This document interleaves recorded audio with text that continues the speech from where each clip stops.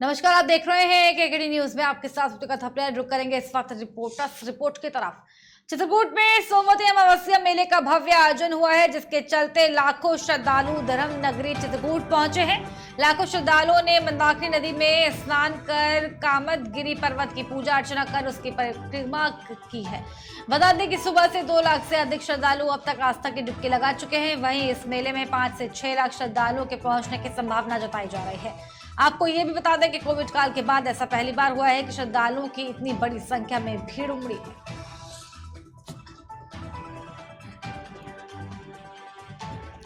सोमवती अमावस्या बहुत ही पावन शुभ है, क्योंकि ये बरगदहाई, यहाँ स्थानीय भाषा में बरगदहाई अमावस्या वट सावित्री अमावस्या भी है।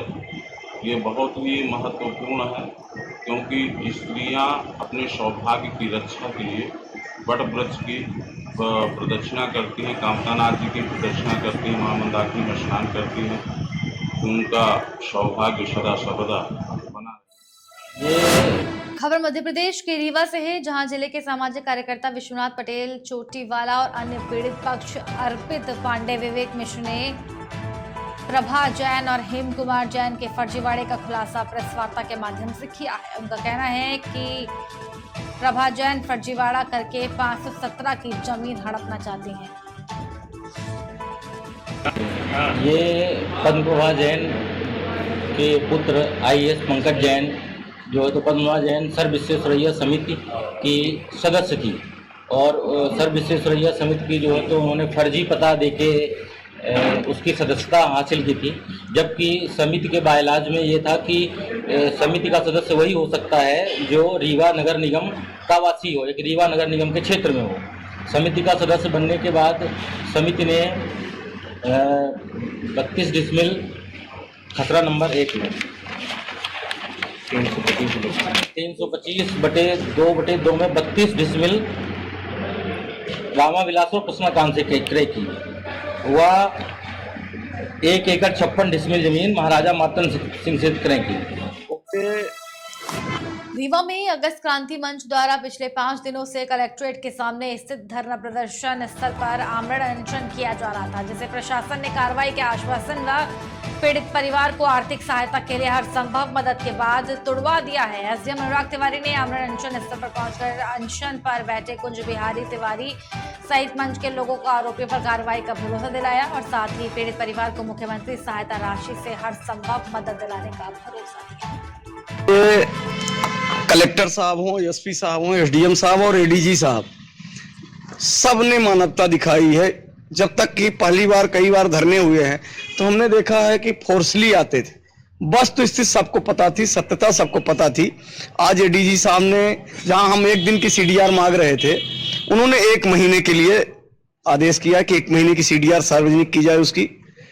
और आज ही उनके खाते में, विंध्या हॉस्पिटल के खाते में पैसा आया है, और सोनू उपाध्याय के दवाई का पूरी खर्चे की जिम्मेवारी प्रशासन ने ली है। एसपी साहब की तरफ से भी आश्वासन है कि जो प्राथमिक धाराएं हैं सारी लग चुकी हैं, और विवेचना में जितनी धारा है और सोनू उपाध्याय के होश आते ही अगर जितनी बातें हैं वो सत्य पाई जाती हैं तो 302 भी लगेगी। उन्होंने बताया है कि विवेचना के बाद बगैर किसी दबाव के, लेकिन जो धाराएं लगनी चाहिए वो सारी धाराएं आज लग चुकी हैं, और 420, 409 में भी पुलिस निरंतर उनकी खोज कर रही है। खबर मध्य प्रदेश के रीवा जिले के शाहपुर से है, जहां शादी तय होने के बाद युवक द्वारा दूसरी जगह शादी किए जाने पर युवती ने थाने में शिकायत दर्ज करते हुए बताया कि उसके साथ दुष्कर्म किया गया। युवती के साथ मारपीट भी की गई, जिस पर पुलिस ने आरोपी सहित उसके पिता को गिरफ्तार कर लिया है। आपको बता दें कि इन दिनों इन दोनों की शादी 6 महीने पहले तय हुई थी। ये एक ही समाज के लड़का लड़की थे जिनकी शादी दिसंबर माह में, मतलब दिवाली के टाइम पे तय हो गई थी, और अभी गर्मियों में शादी होने वाली थी। लेकिन उसी समय जब शादी पक्की थी तो लड़का उस लड़की को, यानी जो अपनी मंगेतर कह सकते हैं उसको, वो अपने घर भी लाया है, वहाँ रुका भी है, और लड़की ने जो रिपोर्ट लिखाई है उसके आधार पर बात आई है कि उसने उसके साथ शारीरिक संबंध भी बनाए थे अपने घर में, और उसके बाद लड़के ने उस लड़की से शादी से मना कर दिया और दूसरी जगह शादी कर रहा था। ये बात जब लड़की और उसके परिजनों को पता लगी तो लड़की गई थी लड़की के घर पर, वहाँ पर उसने जब उससे बदतमीजी की तो उस लड़की ने पूरी घटना आगे थाने में बताई। थाना प्रभारी द्वारा तत्परता से लड़की की बात सुनकर उसमें प्रकरण पंजीबद्ध कर लिया है दुष्कर्म का, और आरोपी लड़के को गिरफ्तार भी कर लिया है। रीवा में बच्चे को थप्पड़ मारने की बात से शुरू हुए विवाद में युवक की धारदार हथियार से हमला कर हत्या कर दी गई। बीच बचाव में युवक का भाई भी घायल हो गया। घटना के बाद दोनों आरोपी मौके से फरार हो गए, जिनकी तलाश में पुलिस जगह जगह दबिश दे रही है। पूरा मामला सिविल लाइन थाने के कबाड़ी मोहल्ला का है। चाकू घटना हुई है, छोटी से बिटिया खेल रही थी, उसके घर तरफ चली गई है, सुदीप लोनिया उसको मार दिया। हम लोग गए उसको, तो हम लोग को चाकू दिखाकर धमकी दे रहा था, तो हम मार दिए। लप्पर तो नशा कर रहा था, तो और जगेत के चाकू मार दिया। घटना है 10:30 के बीच की है। जी हाँ, ये रीवा से प्रेम प्रसंग का अनोखा मामला सामने आया है। फेसबुक पर चैटिंग के दौरान शुरू हुए प्रेम प्रसंग के चलते युवक घर से लाखों रुपए समेटकर चंपत हो गया। मामले की गंभीरता को देखते हुए तत्काल पुलिस ने साइबर की मदद से उसका लोकेशन ट्रेस किया और युवक को कोलकाता से धर दबोचा, जिसे पुलिस रीवा से लाई है। बता दें कि युवक 4 दिन पहले अपने घर से लापता हो गया था। घटना के समय परिजन बाहर चले गए थे। जब परिजन घर लौटे तो युवक गायब था और अलमारी में रखे 5 लाख रुपए भी नहीं थे। उन्होंने घटना की शिकायत थाने में दर्ज कराई, जिससे पुलिस ने तत्काल प्रभाव से कार्रवाई शुरू की। पूरा मामला बिछिया थाना क्षेत्र का बताया जा रहा है। जी हाँ, ये कि अभी 4 दिवस पूर्व एक लड़के की जो है गुमशुदगी की शिकायत आई थी। सचिन मिश्रा निवासी लक्ष्मणपुर का लड़का है, जो घर से बिना बताए और कुछ 5 लाख रुपए कैश लेकर, जिसकी जो है फेसबुक के द्वारा किसी लड़की से बातचीत चलती थी, उससे लड़की से मिलने के लिए जो है कोलकाता चला गया था। सूचना पर जो है त्वरित कार्रवाई करते हुए साइबर सेल की मदद से एक टीम बनाकर जो है कोलकाता रवाना किया गया, जिसमें जो है लड़के को बरामद किया गया है और उसके साथ जो है कैश रखा हुआ 5 लाख रुपए भी बरामद किया गया है। दोस्ती इसकी कैसे फेसबुक के जरिए इसकी दोस्ती हुई थी, पर ये 5-6 महीने से जरिए रेगुलर बात कर रहा था, उसी से मिलने के लिए गया था। लड़की कहाँ की रहती है? कोलकाता की मुस्लिम समाज की लड़की। 2 दिसंबर मध्य प्रदेश के रीवा जिले में एक किशोर की हत्या का राज 3 साल बाद सामने आया है। यह राज एक 3 साल की बच्ची ने खोला है, जिसके आधार पर पुलिस ने हत्या करने वाले एक नाबालिग को गिरफ्तार कर लिया है। पूछताछ के दौरान आरोपी युवक ने अपना जुर्म स्वीकार किया है। बता दें कि 2 दिसंबर 2019 को इस वारदात को अंजाम दिया गया था। 2 दिसंबर 2019 को राजमोहन साकेत निवासी बराव थाना शाहपुर ने थाने पे आके बताया कि उनका बच्चे गोरेलाल फांसी पे झूल रहा है और थाने के द्वारा सूचना पाकर मर्ग कायम किया गया। मर्ग जांच करते हुए उसका पीएम कराया गया।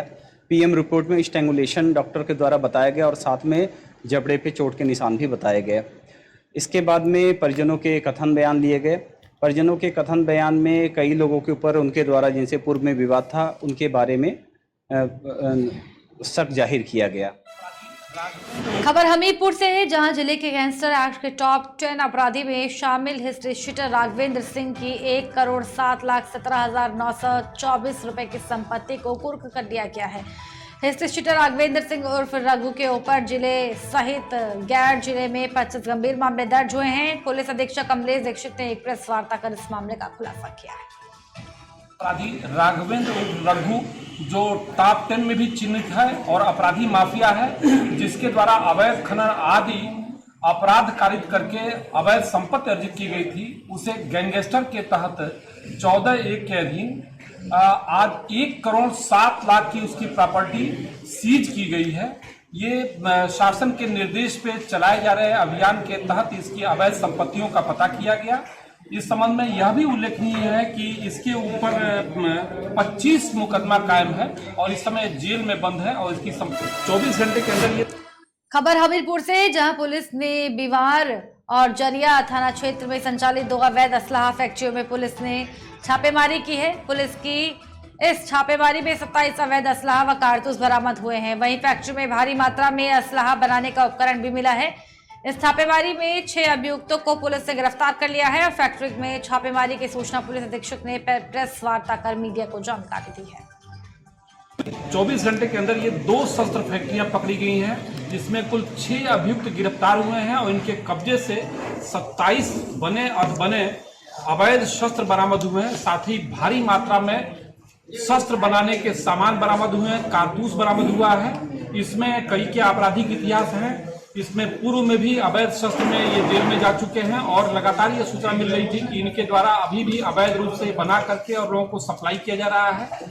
जनपद की इस गुडवर्क को, जिसमें परसों भी एक शस्त्र फैक्ट्री पकड़ा गया था, कुल 3 शस्त्र फैक्ट्रियां पकड़ी गई और अपर मुख्य सचिव गृह महोदय द्वारा 50-50 हजार रुपए का इनाम भी घोषित किया गया है। साथ ही आईजी रेंज महोदय द्वारा और एडीजी जोन महोदय द्वारा भी प्रशस्ति पत्र देने की घोषणा किया गया है और इस प्रकार ये कुल 3 शस्त्र फैक्ट्री पकड़ी गई, जिसमें 2 आज गिरफ्तार। खबर आगरा से है, जहां थाना एतमादपुर क्षेत्र के जॉन मिल्टन स्कूल के पास एक रेलवे ट्रैक पर युवक युवती का शव मिलने से इलाके में हड़कंप मच गया। दोनों शव पूरी तरह से क्षतिग्रस्त हो चुके हैं। वहीं सूचना मिलते ही मौके पर पहुंची पुलिस ने दोनों शवों को पोस्टमार्टम के लिए भेज दिया है, जिसके बाद शव को लेकर आत्महत्या की आशंका जताई जा रही है। आज दिनांक 30 मई 2022 को सुबह 6:30 बजे मितावली रेलवे स्टेशन से एक मेमो प्राप्त हुआ थाना एतमादपुर को।